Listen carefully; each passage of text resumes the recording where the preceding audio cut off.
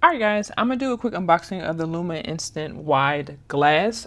They just released this camera not too long ago. I think it went on sale maybe a couple weeks ago and they just shipped it out to me this week. Again, sorry for the crazy lighting. I still haven't figured out how to create good lighting in this space that I have, but here we are. I just want to do a quick unboxing because I plan to shoot it this weekend, so I just want to be able to share with you guys. So here is how it comes. There is no top box cover here. It's literally just kind of an open face. There's plastic here, so it's not like the piece is just free floating, but yeah, here it is. There are plastic like little tabs on the back of this to keep the two pieces together. I already took those off, so you know, guys don't have to watch that. But yeah, let's get this unboxed. So I think, how do I want to do this? I think I can just, take off the top. So see here, you can tell there's like a plastic covering here. And then here it is. So what comes in the box? So of course you have the camera, the Lomo'Instant wide glass. Try to get a little closer. So the lens, here's the side, the back of it, and like all the different dials. Another side, here's the top and where the film comes out of. And then here's the bottom where we have a little tripod mount. And I'll talk more about this, but yep, so the camera's in here. Let's see, there's some more stuff. Let's see what this is. Something in Chinese, maybe? I think it's Chinese. If it's Japanese, I apologize. But yep, I can't read it except for the stuff in English. Oh, yep, I was definitely wrong. This is Japanese. It says this warranty is valid only in Japan. Hopefully nothing happens to this camera, but here we go. So this is a lens cap slash remote. So I guess instant, like if you just want to take the photo immediately, and then a timer. And then it takes some type of CR battery. I think I have one, hopefully I do. So I'll try to put it in here and see if this works. But yep, here is the lens cap. And then you can hook it so that way you don't lose it. And then here is a splitzer. I'm assuming for some type of long exposure maybe. I have never used this, but it rotates. Okay, sorry. So there is this little dial here that you can move it around. You move the whole thing around. So yeah, this will be fun to play with. And then let's see what else. Here is some little, oh, I think these are colored filters for the flash. If I can open this without breaking it. Yeah, so these are different color filters for the flash. So I've got a red, I think that's red, yep. A blue, a yellow, and then another blue, a darker blue. So yeah, you get 4 color filters and a nice little carrying case for that. And then let's see what's in here. See if I can open this without breaking the box or ripping anything. Oh. Yay, I did it. So it's got a little writing in here. Oh, interesting. So it comes with like these little cards that have photos on the front, but then they're different tips. Okay, cool. So it is one, they're all tips, and there are 19 total tips. Very cool. Just a bunch of different pictures. I'm assuming that people have taken with this camera, not mine specifically, but this glass lens.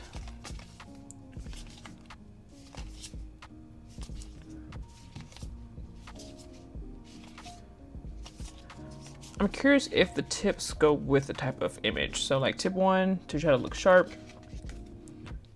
Taking it easy. Let's see some of the others. Oh, dropping stuff. Let's see, take control. There's more data. So let's look at the actual back of this and see what it says. So here's the photo. So this tells you what the camera settings are for the photo. So that way, I guess if you want to kind of try to take the same photo in the same situations, it tells you kind of how to do that, which is, I think, is pretty cool. So yeah, I actually like this. I will have to check out these different cards because I'm definitely curious. Let's see what it says about like the neon lights, because I love lights. So they use the bulb mode, the flash is off, and the MX. I gotta see what MX is, but yeah, it tells you how to kind of take these images. So I think that's pretty cool. And then this card, it just says manual. Oh, it opens. And there's a QR code so you can scan to get the manual for this. All right, I will put all of this stuff up. All right, so let's look at the actual camera. So as the name implies, this is a glass lens. So it is definitely a hefty camera. You can definitely feel it. It's front heavy again because it has a glass lens. All right, looking at the front. So this is the shutter button, is what I am assuming. Yep, this is the shutter button. This is a viewfinder, which like most wide cameras, the viewfinder is usually off center. Here's the flash. And then I think these are maybe the metering. I have to look at the manual and see. But if you look at the front, hopefully you guys can see it. So it's a 90 millimeter focal length at f8. It's a 35 millimeter equivalent. And this tells you it's a wide glass. All right, if we look at the top, so these are the different focus modes. So infinity,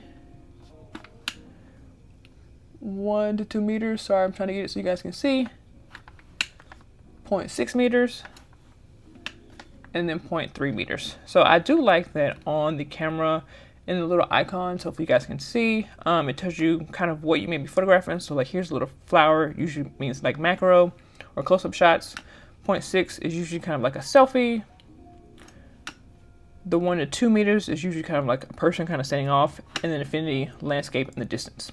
I don't know if you guys can hear, but I'm going to click through them again.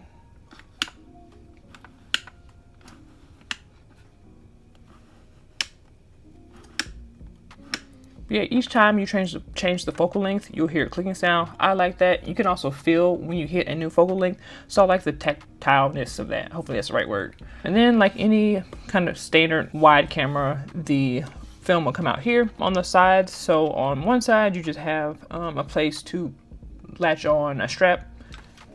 And the same thing here. It's interesting that there is a strap placed here and here.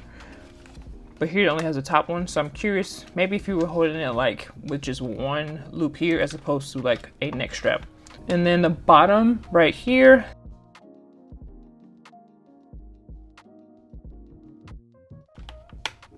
so you kind of have to use your nail, at least I do, to open this. But this is where the batteries go. I think it is 2 batteries. It might be 4. Hold on, let me see if I can find some batteries.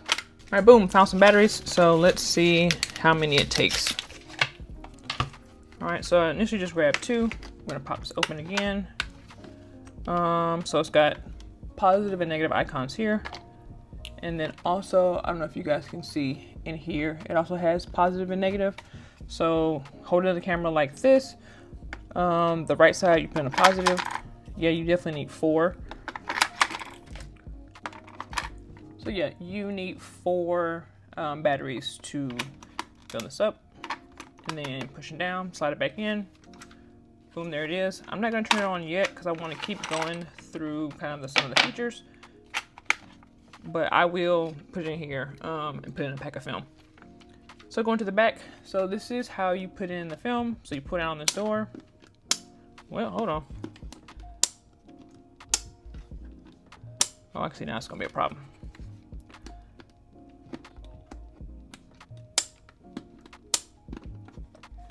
All right, so this door is a bit tricky in that there's no grip here. Like you push down, but then there's, oh, you get your kind of grip from the top.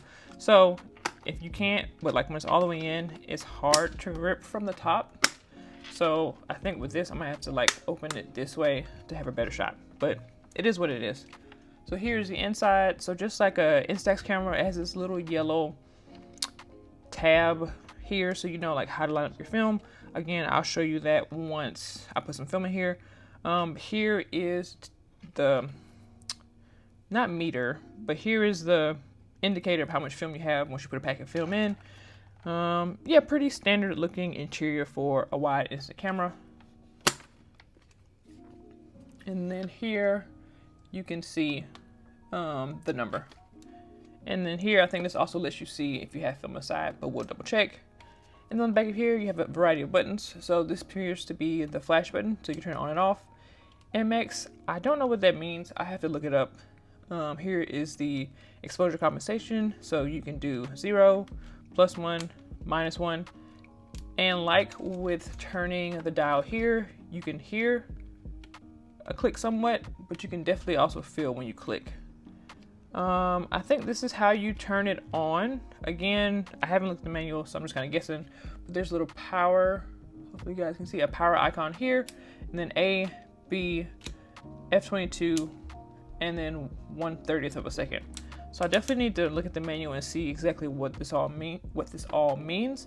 I think B may be for bulb, but I could be wrong. I'm thinking automatic bulb, F22, and then 1/30th of a second. And then some other indicator lights here, and that is the back. It is I'm assuming a pleather. I could be wrong. It might be leather, but I'm assuming this is a pleather. I have to double check. Mine came with a little indentation here.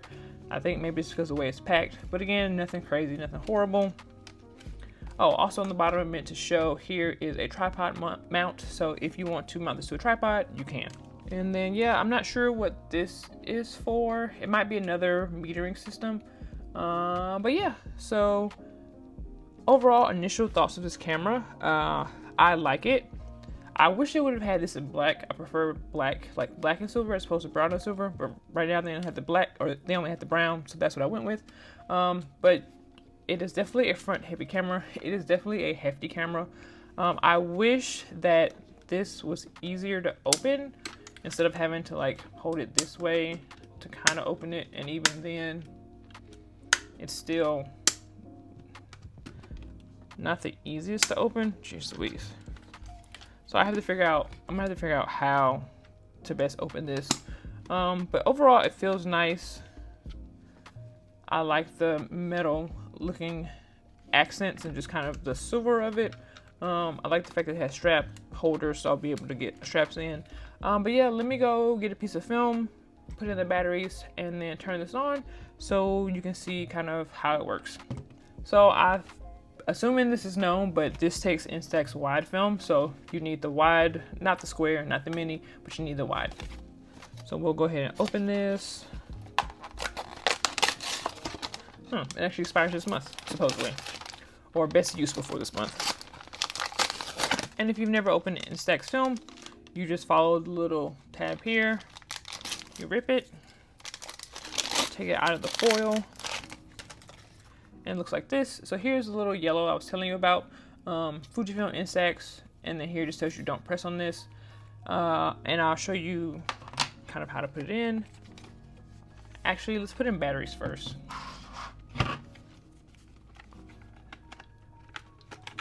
All right. Oop. I'll put this in here.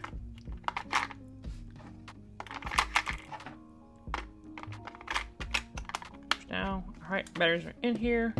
Let me show you guys. Now I'll put the film in first, and then I'll show you kind of what the Instax Wide 300 looks like, so we can compare the two real quick. But batteries are in.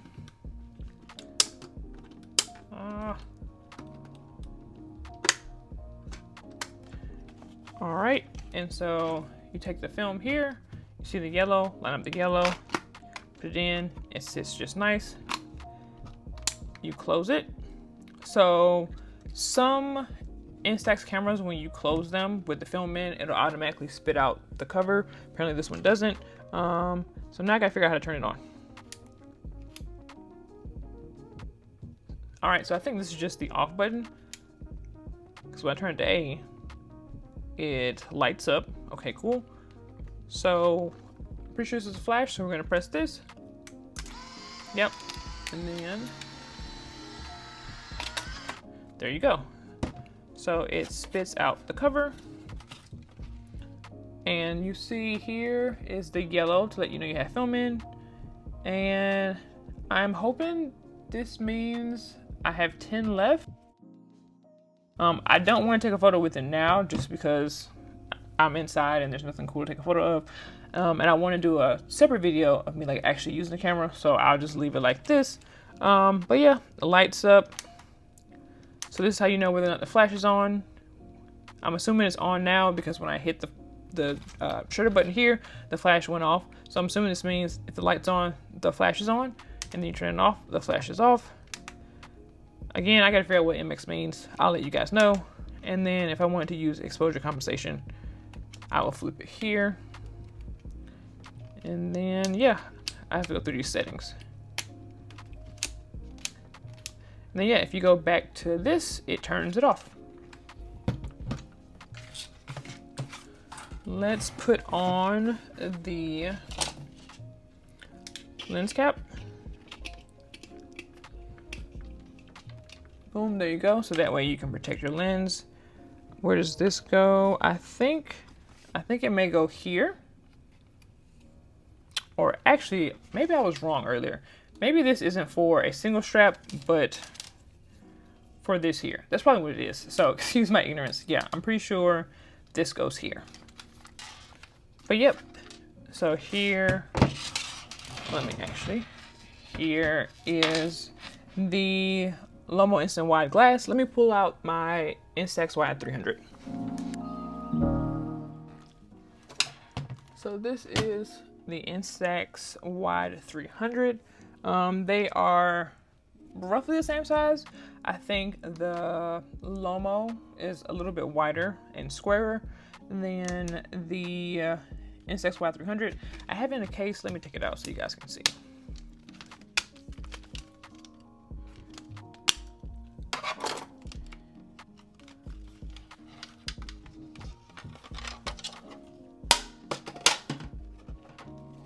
Here, hopefully this will give you a better idea of these two side by side. So I just like the black and the silver. I think that looks a bit better than the brown and silver, but it is what it is. But here, a couple of immediate differences you can see. Let me take the lens cap off. So you see this is 90 and this one says 95 millimeter. The range here is 0.9 meters to infinity, while this one is, I think, 0.3. Yeah. This one is 0.3 to infinity.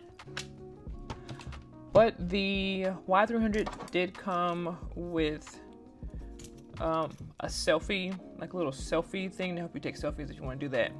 Just something random. Another couple of key differences.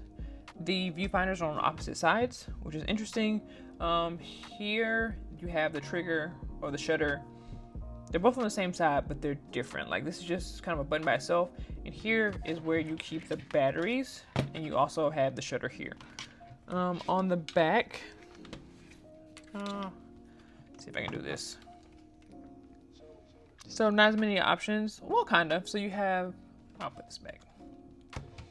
You have a light and darken option for the 300, which is a lot like the exposure compensation for the Lomo.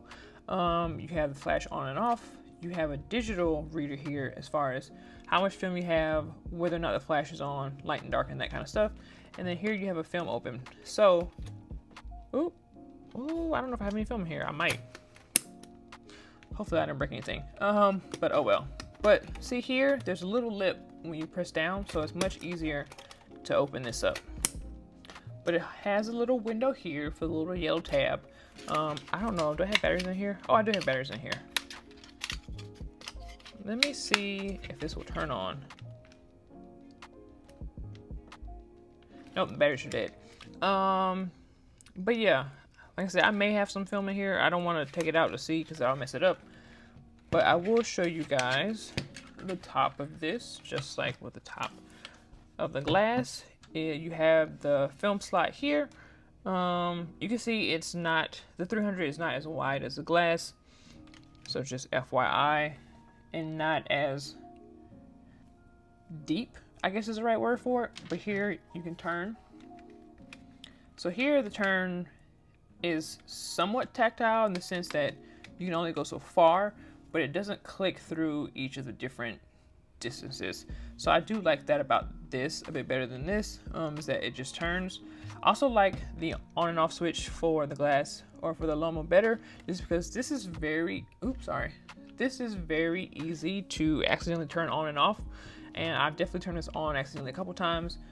While this here is definitely much more, you've got to be purposeful and turn it on and off. So I do like that. The Instax 300 did come with a strap, which I like. I don't see a strap for the Lomo, which is disappointing for as much as you pay for this camera. I think having a strap would be nice. I have plenty of camera straps, so it's not a big deal, but if this is like your first instant camera, you may have wanted, you know, a strap to be able to carry it around so you don't have to just hold it in your hand all the time. But yeah, so just wanted to show you guys real quickly kind of some of the big differences and similarities between the Lomo and the Instax 300. I haven't decided if I'm gonna keep my 300 now that I have the Lomo. The glass should theoretically create better images, but I love my cameras. I like having my cameras, so I don't know if I would get rid of it. I definitely have to play around with the Lomo for a while to see if I can get consistent shots with it before I even consider getting rid of this. These are actually appear to be kind of hard to find now. Like I said, Instax hasn't really updated their wide. I mean, they did with the 400, but that isn't like a big upgrade. I think it's actually a downgrade, but maybe that's just me. That doesn't mean I don't have it, which I do. Matter of fact, let me just show you guys a 400 while I'm here. All right, so this is the Instax 400. Now, I initially got this camera to like try it out to see if it was better than the 300, and I just didn't return it within the time window. I'm probably going to end up selling this just because, like I said, I think it's a downgrade from the 300. But since I have it, I just want to show you guys again some of the differences. So one thing you may notice from the 300 and the 400 is that the viewfinder has switched sides. So on the 300, it was on this side. On the 400, it's on this side, which is the same side as the Lomo. Just like the 300, it has a 95mm focal length, while this one again has a 90mm. And the range is the same, 0.9 meters to infinity, with this one being 0.3 to infinity. The shutter buttons here, as are the batteries. I like the fact that the batteries are more recessed, I guess, in here. So that's nice. I actually have a lot of batteries. I need to take these out so I can recharge them and they don't get messed up. This one does have a self timer, which is a big difference from the 300. This is kind of one of their selling features for this camera, is that you can now do timer or timed photos. I think they could have done better as far as providing updates, because I think there's like a 10-year gap between the 300 and the 400. But anyways, if you want to change focal lengths, so you can, let me see, how do I explain this? So they moved the on-off feature from like a little knob here to being able to turn the camera. So like now, it is on. I don't have any photos in here, but it's on. So you got the 0.9 and 3 meter, and then 3 meter to infinity. And then turn it off, and the light's off. I really do like the film open button. Sorry, the film open tab right here. Like, boom. It's so much easier. It snaps in place. I wish this was on the back of this. That'd be great. But pretty straightforward. Again, you know, the yellow indicator here. You can also see in here whether or not you have film, and this tells you how much film you have left. This also has a, what you call it, a tripod mount. I don't think the 300 does. But yeah, that's it. There's no light and darken. There's no turn off the flash. So this is pretty much a simplified version of the 300. And I guess I can understand why they went this route, just because people like simple. If like you're not into hardcore photography or even like a semi-pro professional photographer, for instant photography, you probably just want to be able to like press a button and go on about your day.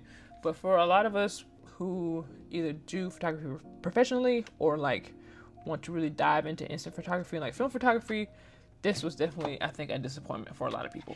But anyways, I'm gonna take the batteries out of here so I don't like get corrosion. But yeah, I think I'm gonna sell this bad boy. I've only shot a couple times with it, but it didn't really show me any major difference between this and the 300.